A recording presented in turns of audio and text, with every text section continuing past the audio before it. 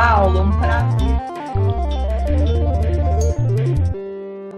Papo Net. Obrigado. Olá, pessoal. Paulo Adair para mais um bate-papo aqui no Papo Net, hoje trazendo para falar de um assunto muito importante, que é sustentabilidade, no nosso meio gráfico principalmente, mas a sustentabilidade é para todos, é para toda a sociedade, né? Nós apenas participamos como um ator importante nesse esforço.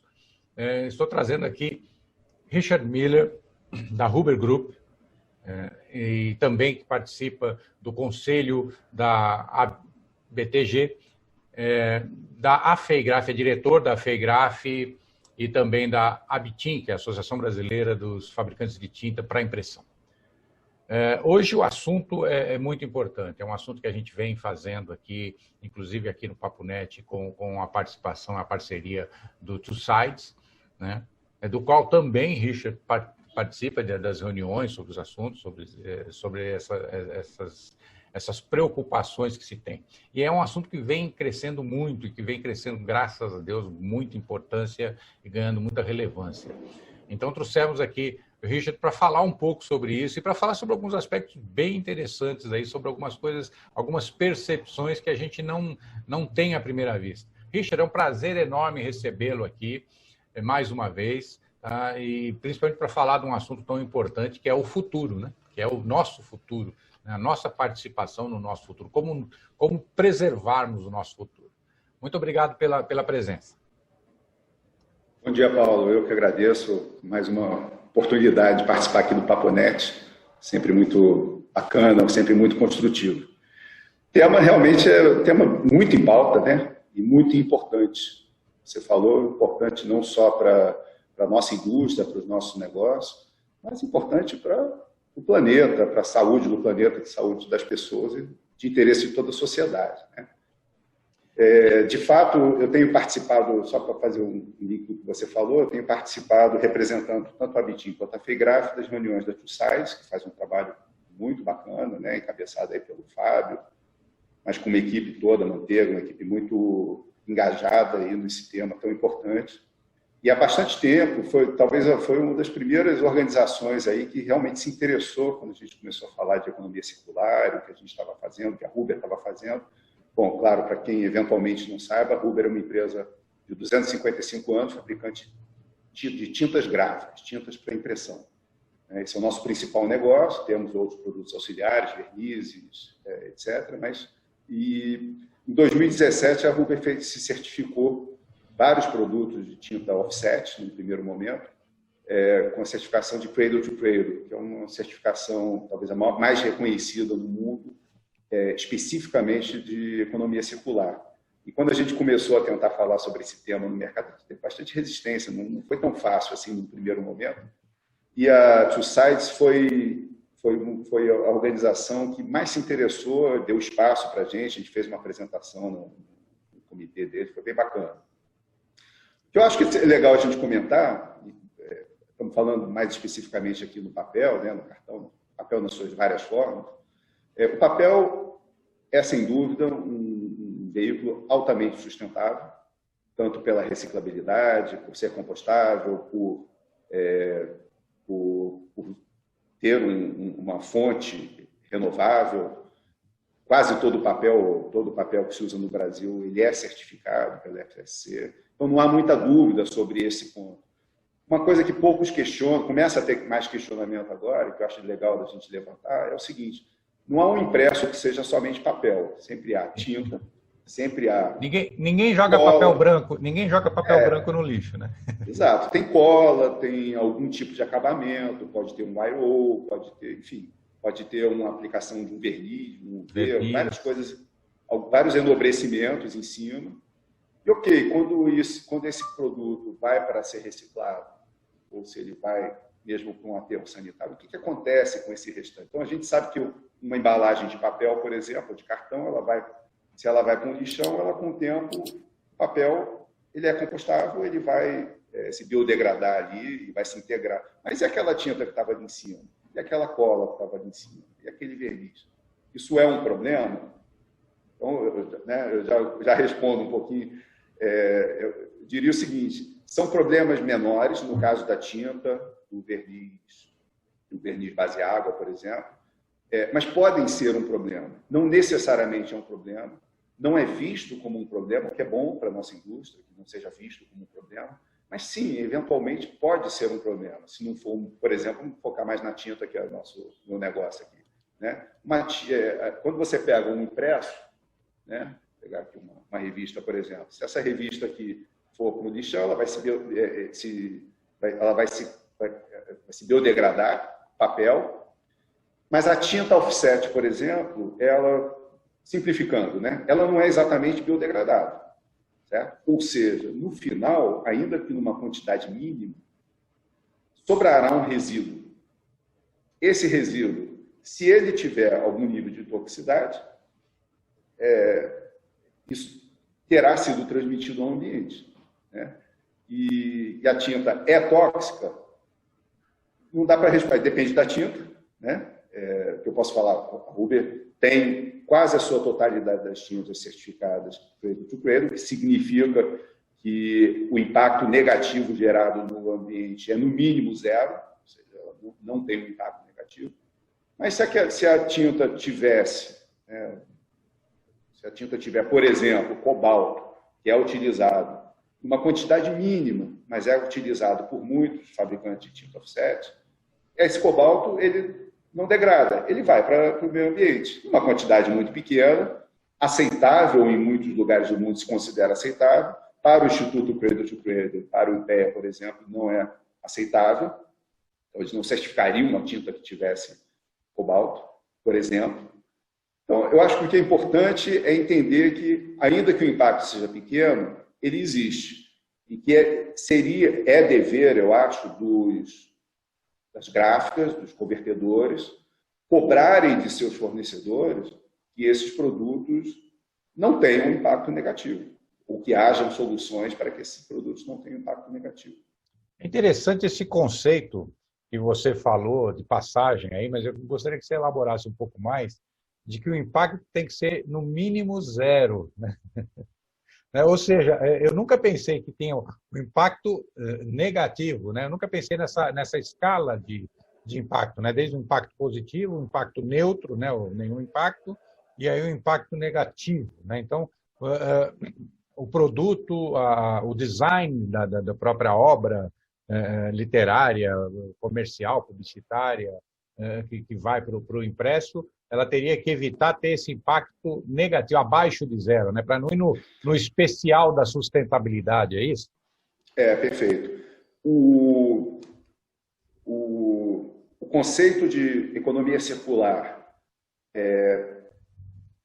da forma como ele é pautado pelo Cradle to Cradle, que é esse conceito do berço ao berço, ele basicamente ele diz o seguinte: bom, um produto ele deveria ser, uma vez feito através de matéria-prima que foi retirada do planeta, ele deveria ser possível retornar ao ciclo técnico, né? Ele voltar a ser outro produto, aquilo ser totalmente reaproveitado, ou que ele se reintegre ao ciclo biológico, ou seja, aquilo volte ao meio ambiente sem causar nenhum impacto negativo. Então, aquela ideia, para o Cradle to Cradle, aquela ideia de causar menos impacto, diminuir o impacto negativo, ele é um conceito errado, no entendimento do conceito Cradle to Cradle. É um conceito errado. Você está dirigindo em direção a um precipício e, ao invés de você fazer uma curva para não cair no precipício, você diminui a velocidade. Você vai demorar mais a cair no precipício, mas em algum momento você vai cair. Então, o conceito é esse. E o que eles fazem nas certificações de Cradle to Cradle é definir, sim, uma escala. Primeiro, não existe, quando a gente fala de impacto neutro, não é que não há impacto. Não existe ação sem até o efeito borboleta, né? Aquela história sim. da bater. Então, não existe nenhuma ação nossa, não existe nada que a gente faça que não tenha algum impacto. Há impacto. Agora, o importante é que não haja um impacto negativo no retorno daquilo. Então, no exemplo que eu dei, uma tinta, pegando uma coisa bem específica, uma tinta que tem uma quantidade ainda que ínfima, muito pequena de cobalto, por exemplo, no secante. Né? No final, esse cobalto ficou ali, ele tem um impacto negativo. no meio ambiente. Aquilo é um metal danoso, né? E ele vai estar ali depositado, ainda que seja uma quantidade quase imperceptível, ele vai estar lá. Então, não é aceitável, por exemplo, não seria certificado. Eu estou citando esse exemplo porque foi, talvez, aí, quando a gente conseguiu as certificações das tintas offset, acho que era o último ponto que estava faltando a gente conseguir tirar com a mesma eficiência a substituição desse produto, que foi feito de forma super eficiente. Mas, então, esse impacto ele é medido não só no produto, né? Então, um produto ele é feito lá de vários componentes, né? De vários pigmentos, de vários componentes que vão na tinta. Cada componente individualmente ele é avaliado, não somente na sua composição, mas também na forma como ele foi produzido. Então, se dentro a gestão para a produção daquilo, a gestão da água, da energia, as questões sociais envolvendo a empresa para que aquilo fosse produzido, tudo isso é avaliado. E aí o Instituto Credit Coelho e o IPE classificam a empresa, os componentes e, no final, aquele produto, né? Então, assim, como um todo, o produto é avaliado e existem, quando a gente voltando ao que você disse, né, do impacto neutro, existem classificações, então a classificação básica do Credit Credit, depois você tem Silver, Gold, Platinum, que são classificações onde o impacto positivo é maior do que... Você não tem um neutro, você tem um impacto positivo. Ou porque aquele produto, retornando ao meio ambiente, traga um impacto positivo mesmo, como, por exemplo, funcionar como um adubo numa terra, por exemplo, ou porque ele foi neutro quando ele foi depositado lá no meio ambiente. Por outro lado, em todo o processo produtivo, ele trouxe benefícios em relação à sua forma de produção. Água, energia, etc. Ele traz um impacto positivo como um todo. Entende? Muito bom, muito bom. Bom, estamos esgotando já nosso tempo aqui. Eu acho que ainda tem muito assunto para falar. Convido você para voltar aqui para a gente falar um pouco mais. Eu acho assunto muito interessante, muito, muito legal. Acho que tem muitas nuances aí para a gente esclarecer. Aí eu vou ficar cheio de dúvidas aqui. Eu tenho certeza que nossos seguidores também devem ter suas dúvidas. Façam os seus comentários, façam suas perguntas, a gente repassa para o Richard. Mas gostaria de deixar aí o espaço para você fazer suas considerações finais, por favor. E muito obrigado pela presença aqui no Papo Net. Claro, maior prazer. Talvez considerações finais. Bom, primeiro que é muito bom que isso tudo esteja sendo discutido, né? Eu acho que a pandemia potencializou isso. Sim, verdade. Enfim, eu digo que é um percurso muito longo, que a gente está apenas no início, e muito longo e sem fim, né? Não tem um fim. É um tema que a gente vai precisar evoluir sempre, mas que tomou um impulsionamento agora muito importante durante a pandemia, e isso é muito bom. É bom para a sociedade, é bom para todo mundo, para a nossa indústria e tudo mais. Eu queria também fazer um ganchozinho, só dizer que a gente acabou focando um pouquinho no papel, porque a gente falou no two sides e tudo mais, mas, da mesma forma, em relação ao plástico, tem coisas muito importantes andando, né? Nós não somos produtores de plástico, mas a gente também faz tintas para impressão em plástico, em flex, em rótulo. E, da mesma forma, toda a indústria vem se mobilizando, né? O plástico, em alguns segmentos, é visto como um vilão, mas, na verdade, é um produto excelente. Graças ao plástico, muita coisa evoluiu no mundo, inclusive relacionada à saúde, mas, de fato, ele mal destinado e da forma como está hoje, ele causa um impacto negativo muito ruim. Mas há muitas coisas sendo feitas de forma bem interessante, e eu acredito que o mundo começa a ir num caminho mais legal nesse sentido agora. Eu acho que a consciência... Pode falar um pouco mais sobre isso. A consciência é o primeiro passo para o combate aos equívocos que cometemos na sociedade, né? A gente primeiro tem que ter consciência de que está cometendo, de que está cometendo alguma falha, para poder, né? Quando a gente não reconhece o erro, a gente não corrige, né? Essa é que é a verdade. E eu acho que é muito bom, e eu gostaria de convidar você para voltarmos aqui a falar assim, porque eu acho que o plástico, inclusive durante a pandemia, a gente até estava comentando isso, ele se tornou meio que assim um isolante preferido para as trocas de mercadorias.